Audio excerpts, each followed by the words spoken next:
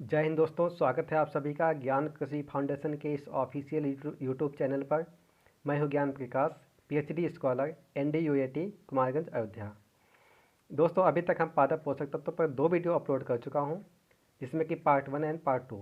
तो जिसमें पार्ट 1 में हमने सीखा है कि पादप पोषक तत्व क्या होते हैं और कितने पादप पोषक तत्व जो हैं पौधों के वृद्धि एवं विकास में के लिए आवश्यक होते हैं तथा उनका क्राइटेरिया क्या होता है। और पार्ट 2 में हमने ये सीखा है कि जो पादप पोषक तत्व होते हैं उनका क्लासिफिकेशन किस आधार पर किया गया है। तो जो लोग अभी तक ये 2 वीडियो नहीं देखे हैं तो वो लोग जाके हमारे प्लेलिस्ट में ये 2 वीडियो देख सकते हैं। तो आज की इस वीडियो यानी कि हम पार्ट 3 में सीखेंगे कि पादप पोषक तत्व जो होते हैं और पौधों के वृद्धि एवं विकास के लिए जो आवश्यक होते हैं उनका क्या कार्य होता है। तो सबसे पहले देखते हैं कि फंक्शन ऑफ एसेंशियल एलिमेंट्स, तो आवश्यक तत्वों का कार्य। तो सबसे पहले हम देखेंगे कि सी एच ओ का मतलब होता है कार्बन, हाइड्रोजन एंड ऑक्सीजन। तो यह provide basic structure of plant. Carbon, hydrogen, oxygen जो होता है और पौधे का मुख्य संरचना बनाता है। जो पौधे का मुख्य संरचना होता है वो कार्बन, हाइड्रोजन तथा ऑक्सीजन से मिलकर बना होता है।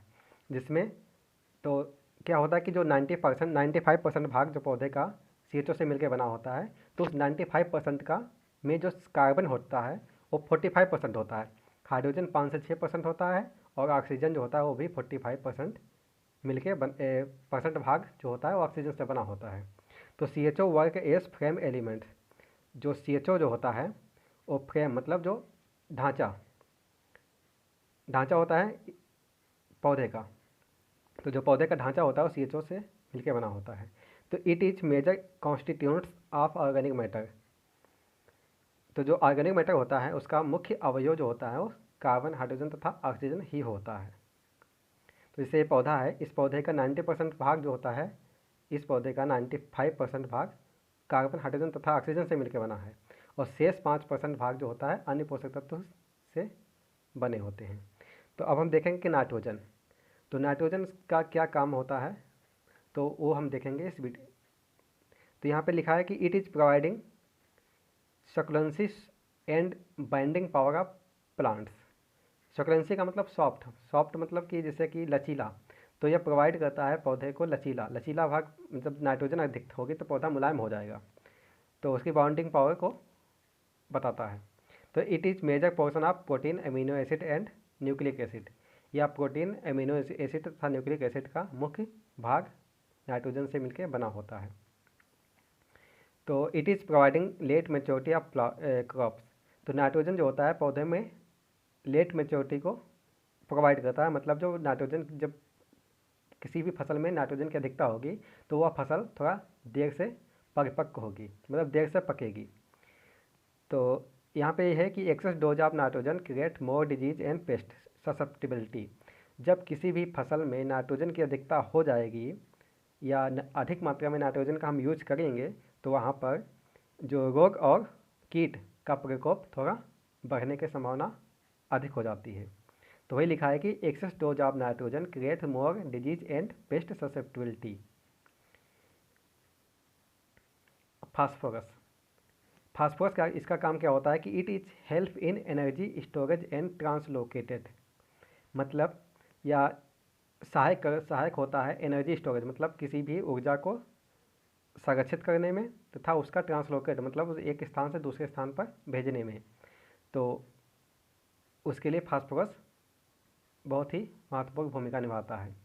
तो it is major portion of protein, amino acid and fat. तो जो फास्फोरस होता है इसका जो मुख्य भाग होता है प्रोटीन, अमीनो एसिड तथा फैट से मिलकर बना होता है। नाइट्रोजन क्या होता है? प्रोटीन, फैट, अमीनो एसिड तथा न्यूक्लिक एसिड से मिलकर बना होता है और फास्फोरस प्रोटीन, अमीनो एसिड तथा फैट से मिलकर बना होता है। तो it is essential for development of root. Phosphorus जो होता है वो रूट के डेवलपमेंट के लिए बहुत ही आवश्यक होता है। मतलब किसी भी फसल की जो जड़ होती है उसको वृद्धि एवं विकास में जो जड़ होती है अधिक से अधिक कले निकले, तो इसके लिए फास्फोरस बहुत ही महत्वपूर्ण भूमिका निभाता है। तो जो फास्फोरस जो होता है वो सॉइल में तो इमोबाइल होता है और प्लांट में मोबाइल होता है। इमोबाइल का मतलब होता है अगतिशील। जो सॉइल में तो अगतिशील है लेकिन पौधे में गतिशील होता है। इसीलिए फास्फोरस को जब भी किसी भी फसल में प्रयोग करते हैं तो बुआई से पहले ही पूरी मात्रा फास्फोरस की जितनी मात्रा होती है उसको बुआई से पहले ही मिट्टी में मिला के उसके बाद ही फसल को बोते हैं, क्योंकि मैंने अभी बताया कि फास्फोरस सॉइल में अगतिशील होता है और पौधे में गतिशील होता है। अगतिशील का मतलब रहता है कि जहाँ पे इसको डाल दी हो वहाँ से हटेगा नहीं, मतलब वो गति नहीं करेगा। अगर पौधे की जड़ वहाँ तक पहुँची तब तो ठीक है, तब तो वो उसको उस पोषक तत्व को पौधा अवशोषित कर लेगा। अगर पौधे की जड़ मतलब फास्फोरस तक नहीं पहुँची तो वह फास्फोरस जो होती है वो वेस्ट हो जाएगी, मतलब उसका कोई यूज नहीं होगा। इसलिए फास्फोरस की यूज इफिशिएंसी जो होती है सबसे कम, यानी 20 से 25% ही इसकी यूज इफिशिएंसी होती है फास्फोरस की।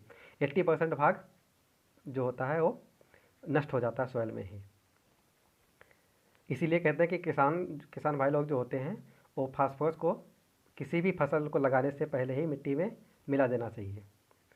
और फास्फोरस एंड पोटास की पूरी मात्रा और नाइट्रोजन की आधी मात्रा बुआई से पहले, और शेष जो मात्रा होती है उसको दो भागों में, एक पहले फर्स्ट पानी पे लगा देते हैं और एक तीसरे चौथे पानी पे देते हैं किसी भी फसल में। अब क्या होता है पोटास, तो पोटास का क्या काम होता है? पोटास जो होता है increase availability of nitrogen and phosphorus. Potash जो होता है नाइट्रोजन तथा फास्फोरस की जो उपलब्धता होती है उसको बढ़ा देता है। इंक्रीज मतलब बढ़ाना, तो उसको बढ़ा देता है। तो help in transport of manufactured food material carbohydrate glucose and starch. जो फूड मटेरियल जो बनता है खाद्य पदार्थ, जैसे कि कार्बोहाइड्रेट या ग्लूकोज या स्टार्च जो है, उसको एक स्थान से दूसरे स्थान तक पर पहुंचाने का काम जो होता है वो पोटास करता है।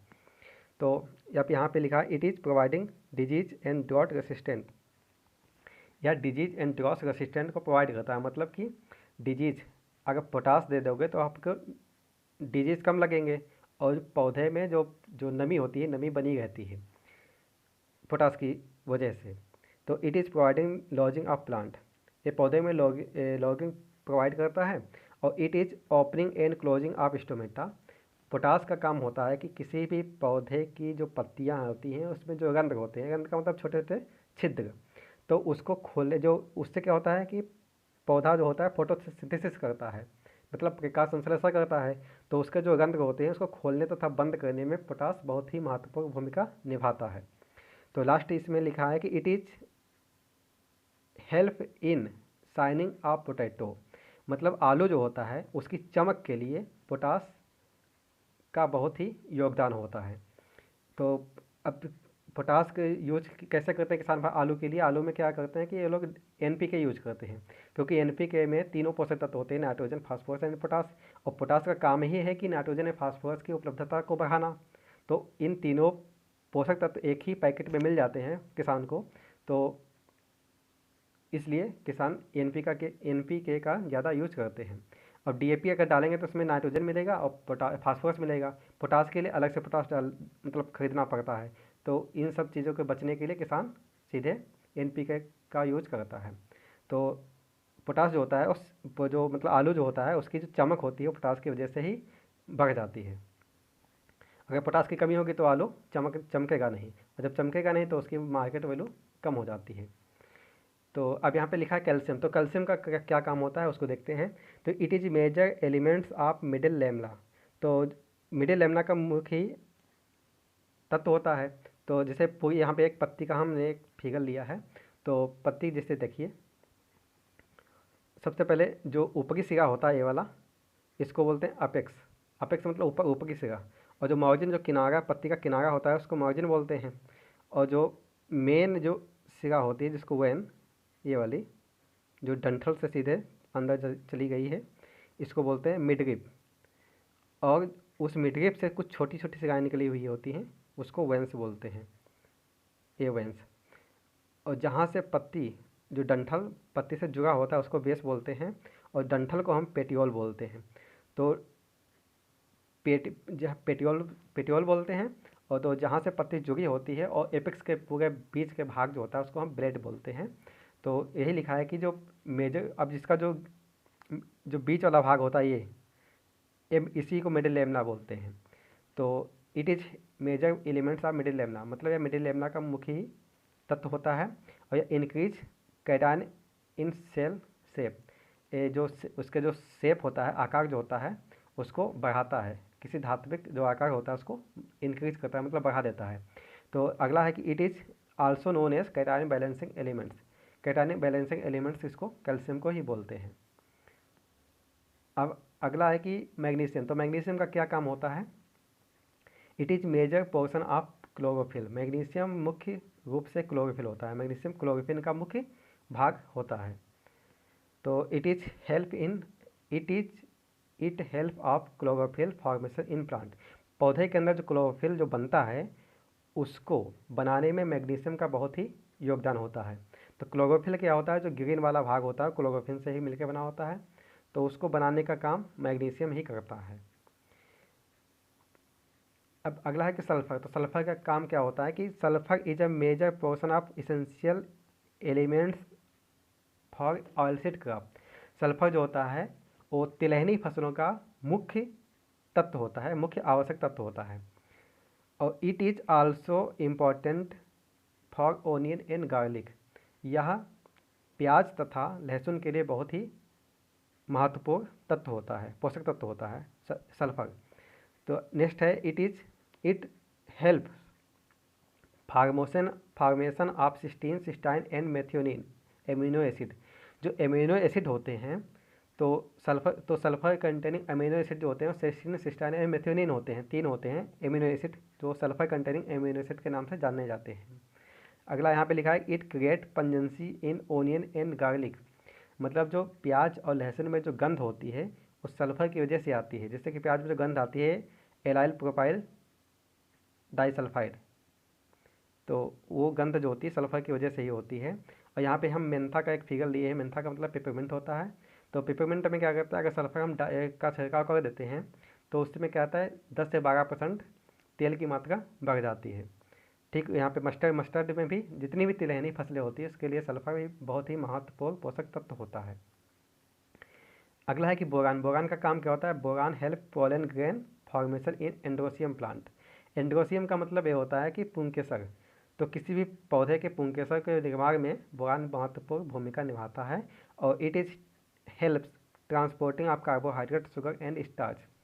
बोरान जो होता है वो कार्बोहाइड्रेट, शुगर तथा स्टार्च को एक स्थान से दूसरे स्थान पर पौधे के विभिन्न भागों तक स्थानांतरित करता है। Manganese and chlorine. Manganese and chlorine जो होता है वो help in photolysis of water in photosynthesis.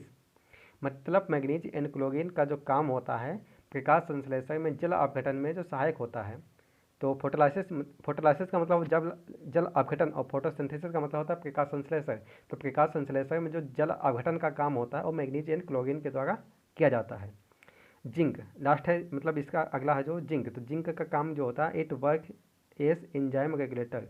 Zinc का काम होता है एंजाइम को रेगुलेट करना। अब यहाँ पे दिया है कि मोलिब्डेनम। तो मोलिब्डेनम का काम क्या होता है?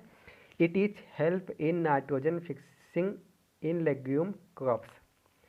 तो मोलिब्डेनम जो होता है वो लेग्यूम क्रॉप का मतलब ये होता है जो दलहनी फसलें जितनी होती हैं उसमें जो नाइट्रोजन की फिक्सेशन होती है वो मोलिब्डेनम की वजह से होती है। एक ऐसी फसल है जो नाइट्रोजन का फिक्सेशन नहीं करती, उसका नाम है राजमा। राजमा नाइट्रोजन का फिक्सेशन नहीं करती है। तो it is major portion of leghaemoglobin. तो जो या लेग हीमोग्लोबिन का मुख्य भाग होता है। तो अब जो दलहनी जो फसलें होती हैं उनकी जड़ में कुछ नोडुल पाए हो जाते हैं। इस टाइप के नोडुल होते हैं जो वायुमंडलीय जो नाइट्रोजन होती है वो मृदा में एकत्रित कर लेते हैं, मतलब वो संरक्षित कर लेते हैं, फिर उसको पौधे वहीं से ले लेते हैं। इसलिए जितनी भी दलहनी फसलें होती हैं उनमें शुरुआत में तो नाइट्रोजन की आवश्यकता होती है जब तक उसका जर्मिनेशन नहीं हुआ। और जब जर्मिनेशन हो जाता है तो उसके बाद उसमें नाइट्रोजन की आवश्यकता नहीं पड़ती है। नेक्स्ट है iron. Iron is help in oxygen carrier. Iron जो होता है वो ऑक्सीजन के वाहक में मदद करता है। तो it provide oxidation and reduction process inside the plant. तो जो आयरन होता है तो यह क्या करता है कि ऑक्सीडेशन में क्या होगा कि ऑक्सीजन ऐड होगा और हाइड्रोजन निकलेगा। और रिडक्शन में इसका जस्ट उल्टा, रिडक्शन में ऑक्सीजन कम होगा और हाइड्रोजन बढ़ेगा। ऑक्सीडेशन में ऑक्सीजन बढ़ेगा, हाइड्रोजन कम होगा। रिडक्शन में ऑक्सीजन घटेगा, हाइड्रोजन बढ़ेगा। तो पौधे के अंदर जो ऑक्सीडेशन एंड रिडक्शन की जो प्रोसेस होती है, प्रक्रिया होती है, उसके लिए आयरन सहायक होता है। तो आशा करता हूँ कि ये वीडियो आपको अच्छा लगा होगा, और अगले पार्ट 4 में हम सीखेंगे कि इंडिकेटर ऑफ प्लांट, मतलब कि जो सूचक पौधा होता है, किसी भी पोषक तत्व की जब कमी होती है तो पौधा वो कुछ संकेत देता है कि पार्टिकुलर पौधे के लिए कौन सा पोषक तत्व की आवश्यकता है। और उसमें हम ये भी सीखेंगे पार्ट 4 में कि पौधा किसी भी पोषक तत्व को किस रूप में उपयोग करता है। तो आशा करता हूँ कि यह वीडियो आपको बहुत अच्छा लगा होगा, और बने रहिएगा। तब तक के लिए जय हिंद। मिलते हैं नेक्स्ट वीडियो में।